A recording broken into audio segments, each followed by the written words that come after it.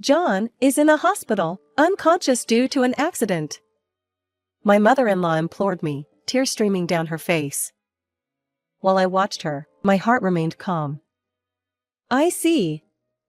Then, please leave, I said. What? After my mother-in-law stared at my face, she erupted in anger while her cheeks were turning red. Considering her emotions, I thought it was a natural reaction. However, I had a reason why I couldn't simply worry about him, even when I heard that my husband had an accident and was unconscious. I am Mary Sterling, a 28-year-old housewife. My husband, John, who is 2 years older than me, took over his father's small company. However, since my mother-in-law still held the position of CEO and was running the company, my husband was still in training. I've been troubled by my husband's repeated affairs with other women for a year since we got married. Right from the start of our marriage, there were signs of other women. Still, it seemed like he only went out for meals and drives with them. While I was certain that he was meeting these women alone, there was no concrete evidence suggesting a deeper involvement. Was he just good at not leaving any evidence behind, or was he genuinely enjoying fleeting romances?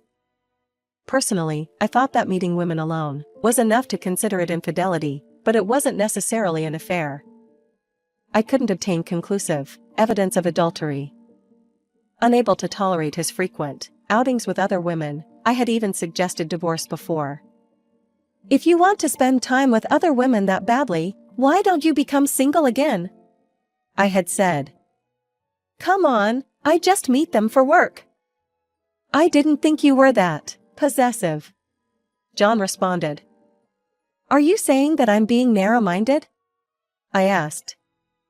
Are you not? Business meetings are part of the job. It's just that the person I work with is a woman, and I don't have any hidden intentions. Well, since you had only worked in a company for about 5 years, maybe you wouldn't understand, he remarked. Saying this, my husband chuckled heartily.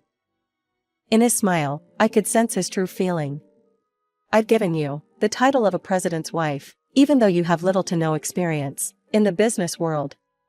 So, you should just laugh and forgive my infidelity. That's why I was determined to gather evidence and ask for divorce.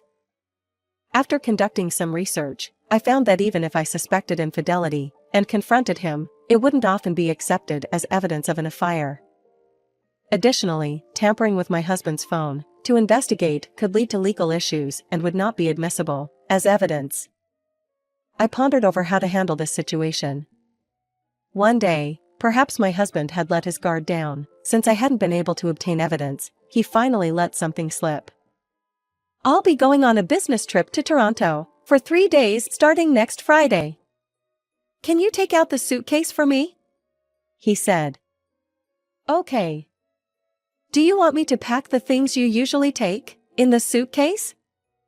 No, I have to take some confidential documents as well, so I'll pack myself. Then, can I make a reservation at the hotel you always stay in Toronto? I'll arrange the accommodation myself too, so don't worry about it. While he had gone on business trips a few times since we got married, he always had me prepare everything. I couldn't help but feel a slight sense of unease. There seems to be something fishy here. With that thought in mind, I decided to check my home computer. As expected, the search history had been cleared as usual, but I found a reservation for a motel on a booking website. However, the destination was not Toronto, and it was a well-known tourist spot in the opposite direction. Moreover, the reservation was for 2 adults. I couldn't say for sure, but I supposed it meant he needed to disguise where he was going. Finally, I had a lead. I decided to hire a detective to tail my husband. I wanted concrete evidence of an affair, not just casual interactions with the other woman, but proof of infidelity, such as sharing the same room with her. Hiring a professional detective was the best solution for that. It was the day that my husband went on a business trip. No, a vacation. The detective was supposed to follow my husband from the moment he left the house. That evening, I received the detective's scheduled update. It included reports of my husband sharing a room with the woman, and photographs of them hugging, in the car and at tourist attractions. It was something I had expected, but it still came as a shock. I had thought that I would feel much better when I obtained the evidence, but maybe I still had some feelings left for my husband. That night, I couldn't sleep, and spent all night staring at the sky. The following evening, I received a call from the detective agency I had hired. It was earlier than the scheduled update. I felt an uneasiness wash over me. My bad premonition had become reality. They told me that my husband and the woman had been involved in an accident during their trip and urgently transported to a hospital, with both of them unconscious. Ironically, it was thanks to the detective I had hired that an ambulance was called promptly. The detectives, who had become the witnesses of the accident, were now being questioned by the police, and they couldn't continue the investigation. "We can arrange for a substitute detective. What would you like us to do?" they asked. "I don't need you to tail him anymore. I'd like to change the request to investigating the woman's background," I replied. "Understood. Thank you." As soon as I hung up the phone with the detective agency, it rang again. This time, it was from the hospital. "Are you a family member of Mr. John Sterling?" "Actually, my husband had an accident, didn't he?" I interrupted. "What?" "Yes, that's correct." "Has the police contacted you?" "Well, something like that." I was not shocked, because the detective had already told me about the accident. The hospital staff must have found my calm reaction somewhat unusual. "It's quite far, but could you please come to the hospital as soon as possible?" "Yes, it's quite a distance. It's going to be tough," I replied evasively. She probably found my response perplexing. After she told me, "Please, we're counting on you," she hung up the phone. I also hadn't gotten enough sleep, so my mind was foggy. Even though she had said that she was counting on me, my body didn't move. Since I'm still his wife, I guess I'll have to do the procedures, sign the consent forms for the surgeries, etc. But I just didn't feel like rushing to the hospital for someone who had betrayed me. While I pondered what to do, the intercom rang. When I checked the camera, I saw my mother-in-law standing outside. "Camilla. Mary, you're here, aren't you? Could you open the door?" "Sure." I opened the door, and as soon as she entered, my mother-in-law tearfully implored me, "Mary, is it true that John is unconscious due to an accident? The hospital staff contacted me as well, because you were acting strange when they called you." It seems so," I replied. "Mary, are you okay? You might be in shock from this sudden news, but you have to stay strong." "I'm fine," I said. "First, let's head to the hospital together. Are you ready to go?" I said to her as she was wiping away her tears. "I'm sorry, but please leave." "What?" she exclaimed. "I'm not going to the hospital." "What are you talking about? Stop talking nonsense." My mother-in-law, furious, shook my shoulder.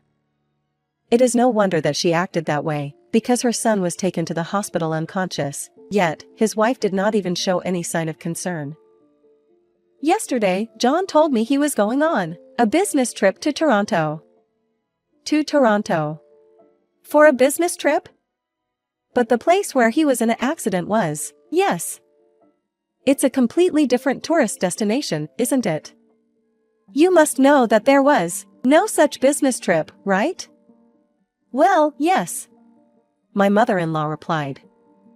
"Did you know that when the accident occurred, he was with a woman?" "What?" she exclaimed. "That woman is John's mistress. I'm almost certain of this based on the investigation conducted by the detective I hired. We are currently looking into her background, and we should have more information soon." "John having an affair?" My mother-in-law shuddered as she listened to my words. I wondered how she felt. While my husband was just a betrayer from my perspective, he was her beloved son. She was likely going to defend him. I waited for her to speak. However, in the next moment, she started apologizing me. Mary, I'm so sorry for causing you such pain. Camilla, please stop. No, my apology is not nearly enough. My son has done something unforgivable. It's our fault, John and me. I don't want you to apologize to me like this. Please, you don't have to do this. My mother-in-law continued. Would you please let me handle this matter? I promise I won't let anything go wrong. What? Please. Okay. I'll leave it to you. Thank you. With that, she got into the same taxi that she had taken earlier to come here. About 3 hours have passed. I received a call from her. John has regained consciousness. They'll run some tests just to be sure, but his injuries don't seem too serious. I'll bring him back the day after tomorrow. I understand. When are you expecting to receive the detective's report? I checked a moment ago, and they said it would take about 5 days. I see, then we might get home before that.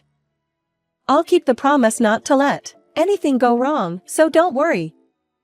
My mother-in-law emphasized it again, before ending the call. 2 days later, I received a message from my mother-in-law, informing me that she had brought my husband back. The report from the detective agency did not arrive in time, because of changes and additions to the request. I was worried that my husband might find a way to get away with it, but my mother-in-law suggested that we wait until the report was completed, before having a discussion. Mary, please take a proper rest until then. From this point on, it's all about your stamina and determination. But, why? Do you mean why I am on your side? Because I don't like something that is not fair. Can you accept that for now? But John is your child. He's my child, which is precisely why I can't tolerate what he's done. My mother-in-law's gentle yet resolute words made me consider placing my trust in her. 1 week after the accident, I received the report from the detective agency. The meeting was held in the company's conference room, as per my mother-in-law's suggestion. She wore an unusually stern expression, and the members of the company's board of directors occupied the upper seats. My husband sat at the lower end, looking awkward. Next to him, the woman in the photograph, taken by the detective, was looking down with a pale face. Though she had scars on her face, she was a beautiful woman. They both appeared to be in good health, despite the accident. If either of them had been wearing bandages, I might have shown some leniency. I was thinking about such things in a carefree way. Mary, please take a seat over here. I sat in the chair as my mother-in-law told me to. There was another, unfamiliar man sitting there. This is Mr. Brown. He's Ava's husband. She introduced. Ava Brown. That was the name of the woman the detective had investigated. I remembered that the report stated that she was also a married woman, so I talked to Mr. Brown. I'm John's wife. I'm sore. No, I should be the one to apologize. Mr. Brown interrupted. We will record the conversation here. John, tell the truth. My mother-in-law sternly commanded, causing my husband to tremble with fear. Where should I start? Start from the beginning. Yes. While he occasionally stumbled over his words, my husband told everything about his relationship with Ava. He met her while they were still in school, and started dating. Although they broke up once, they rekindled their romance at a school reunion. However, since Ava was already married, my husband decided to get married to me, just to make her jealous. And just as my husband had planned, she became jealous, and their love apparently grew.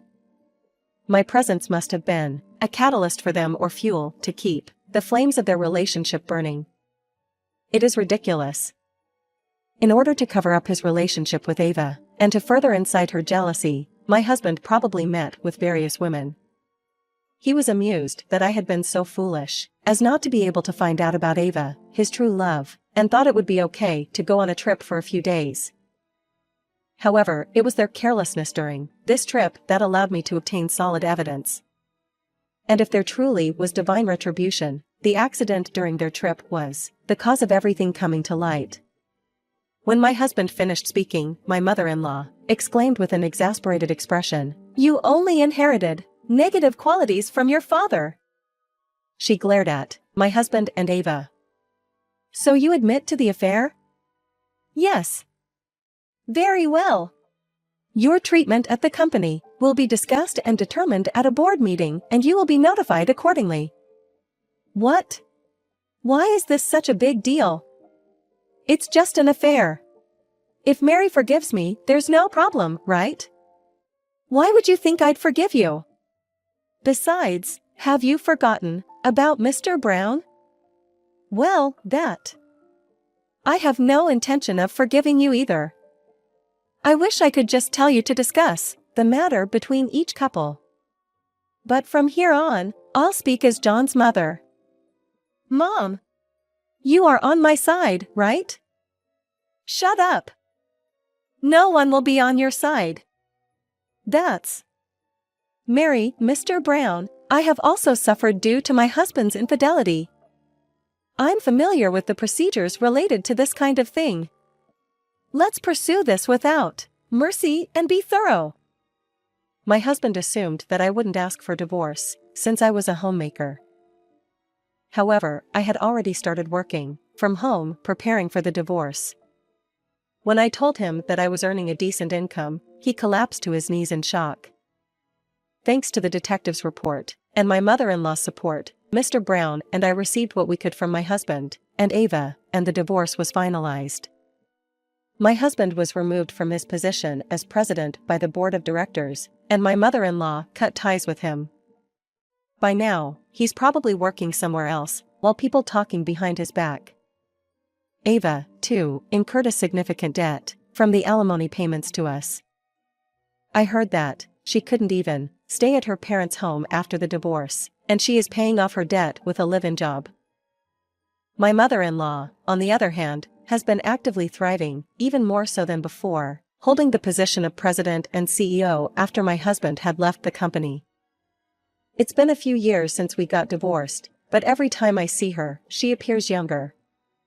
Seeing her like that, I'm determined to keep pushing myself so I can keep up with her.